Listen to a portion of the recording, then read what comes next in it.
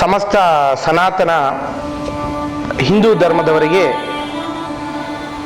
ಹಾಗೂ ಸಾಯಿ ಭಕ್ತರಿಗೆ ಈ ರಥ ಸಪ್ತಮಿಯ ಸೂರ್ಯನ ಆಶೀರ್ವಾದವಿರಲೆಂದು ಆಶಿಸುತ್ತಾ ಈ ದಿನ ರಥಸಪ್ತಮಿ ಅಂದರೆ ಎಷ್ಟೋ ಜನಕ್ಕೆ ರಥ ಸಪ್ತಮಿ ಅಂತ ಏನಿದ್ರ ಅರ್ಥ ಅಂತ ಇರುತ್ತೆ.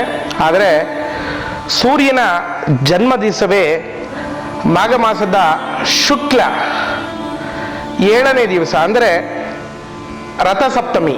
ಆ ಸಪ್ತಮಿ ದಿವಸ ಸೂರ್ಯ ಹುಟ್ಟಿದ ಕಾರಣಕ್ಕೋಸ್ಕರವಾಗಿ ರಥಸಪ್ತಮಿಯನ್ನು ಆಚರಿಸ್ತಾರೆ. ಅಂತ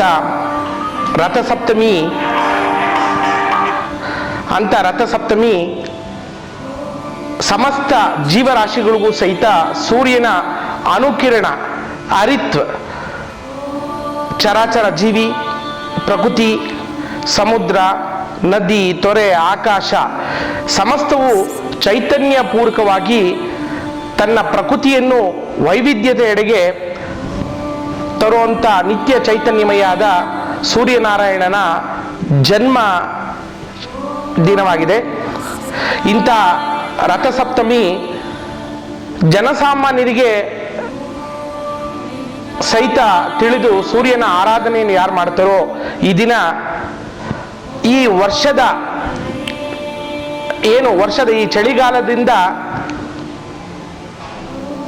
ಆ ಚೈತನ್ಯ ಸ್ವರೂಪವಾಗಿ ಸೂರ್ಯನ ಕಿರಣಗಳು ತನ್ನ ಅಕ್ಷೆಯನ್ನು ವೇಗವಾಗಿ ಚಲಿಸದೊಳಗೆ ಹೋಗ್ತಾನೆ.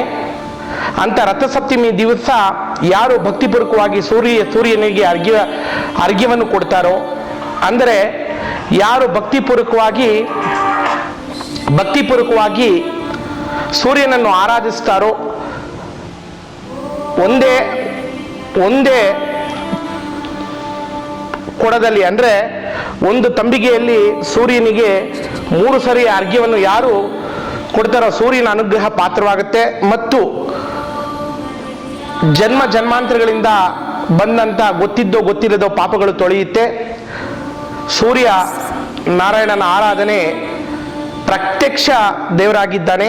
ಆದ್ದರಿಂದ ಯಾರು ಈ ದಿವಸ ಸೂರ್ಯನಾರಾಯಣನ ಆರಾಧನೆಯನ್ನು ಮಾಡ್ತಾರೋ ಅವರಿಗೆ ಸಮಸ್ತರಿಗೂ ಸನ್ಮಂಗಳ ಉಂಟಾಗಿ ತಮ್ಮ ಜೀವನದ ಏಳಿಗೆಯನ್ನು ಪಡೆಯುತ್ತಾರೆ ಅಂತ ಅಂದ್ಬಿಟ್ಟು ಪುರಾಣದಲ್ಲೂ ಸಹಿತ ಉಲ್ಲೇಖಿಸಿದೆ. ಸೂರ್ಯನಾರಾಯಣನಾದ ಪುತ್ರ ಕರ್ಣ, ಸುಗ್ರೀವ ಮತ್ತು ಶನಿದೇವರು, ಯಮ ಇವರೆಲ್ಲವೂ ಸಹಿತ ಯಾರು ಸಹಿತ ವರ್ತಲ್ವಂತೆ. ಹಾಗೆ ಸೂರ್ಯನಾರಾಯಣನ ನಿತ್ಯ ಚೈತನ್ಯ ಸ್ವರೂಪನಾದ ಸೂರ್ಯನಾರಾಯಣನ ಯಾರು ಆರಾಧನೆ ಮಾಡ್ತೀವಿ ವಿಜಯವಾಗುತ್ತೆ ಅಂತ ರಾಮಾಯಣದಲ್ಲಿ ಶ್ರೀರಾಮನು ಸಹಿತ ಅಗಸ್ತ್ಯರ ಹೇಳಿಕೆ ಮೇರೆಗೆ ಸೂರ್ಯನಾರಾಯಣನ ಆರಾಧನೆ ಮಾಡಿದ್ರು. ರಾವಣನ ಗೆಲ್ಲೋದಕ್ಕಿಂತ ಮುಂಚೆ ಸೂರ್ಯನಾರಾಯಣನ ಆರಾಧನೆ ಮಾಡಿ ರಾವಣನ ವಧೆ ಮಾಡಿ ಧರ್ಮ ಸ್ಥಾಪನೆ ಆಯಿತು. ಹಾಗೆ ಶ್ರೀಕೃಷ್ಣನು ಸಹಿತ ಸೂರ್ಯ ಆರಾಧನೆ ಮಾಡಿದ್ರು. ಅದರಿಂದ ಸೂರ್ಯ ಆರಾಧನೆ ಬಹಳ ಶ್ರೇಯಸ್ಕರವಾಗಿದೆ. ನಮ್ಮ ಸನಾತನವಾದ ಹಿಂದೆ ವೇದಗಳ ಕಾಲದಿಂದಲೂ ಸಹಿತ ಸೂರ್ಯನಾರಾಯಣನ ಈ ರಥಸಪ್ತಮಿ ದಿನ ಆರಾಧನೆ ಮಾಡಿದ್ದಾರೆ. ಜನಸಾಮಾನ್ಯರಿಗೆ ತಲುಪಲಿ ಅನ್ನೋ ಉದ್ದೇಶದಿಂದ ಸೂರ್ಯನ ಭಕ್ತಿಪೂರ್ವಕವಾಗಿ ಒಂದೇ ಒಂದು ತಂಬಿಗೆ ನೀರನ್ನು ಸಹಿತ ಅರ್ಘ್ಯವನ್ನು ಕೊಟ್ಟರೆ ಸಾಕಂತೆ ಸೂರ್ಯನಾರಾಯಣನ.